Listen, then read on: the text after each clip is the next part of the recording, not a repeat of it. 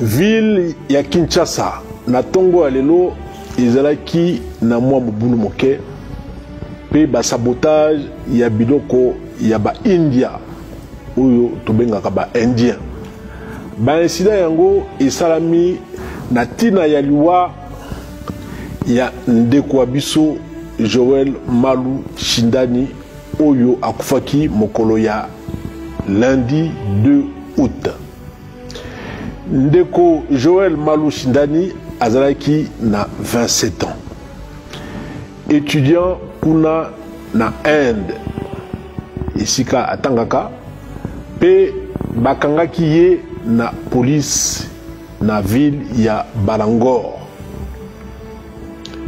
Vice-premier ministre, ministre ya intérieur, sécurité, décentralisation, paix, affaires coutumières.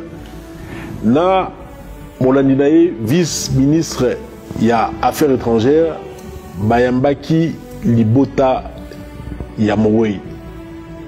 Na yango, bisope, na niveau na biso, na ville de Kinshasa, tozali kolandela likambo yango ndenge eza koleka kuna na justice ya mboka Inde.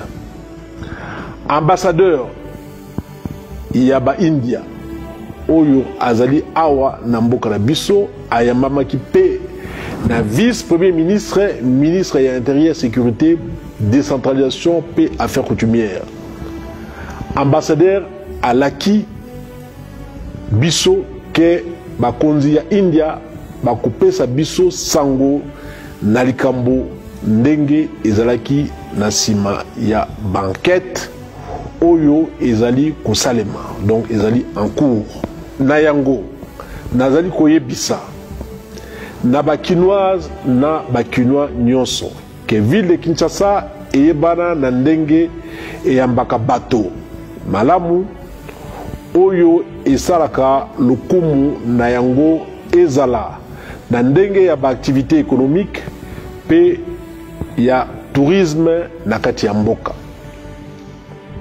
Eloko moko te, circonstance moko te ekoki kobebisa ba acte kotinda bato na kati ya violence na bandeko oyo baponi ville ya Kinshasa pona kosala ezala mombongo ezala kovanda na mboka Kinshasa. Tozali ko condamner makasi penza ba acte nyonso ya mobulu ya kobebisa biloko ya bandeko India. Pona yango police akolandela mobulu nyonso oyo elingi kosalema tope oyo bandeko balingi basala na kati ya biloko ya ba India.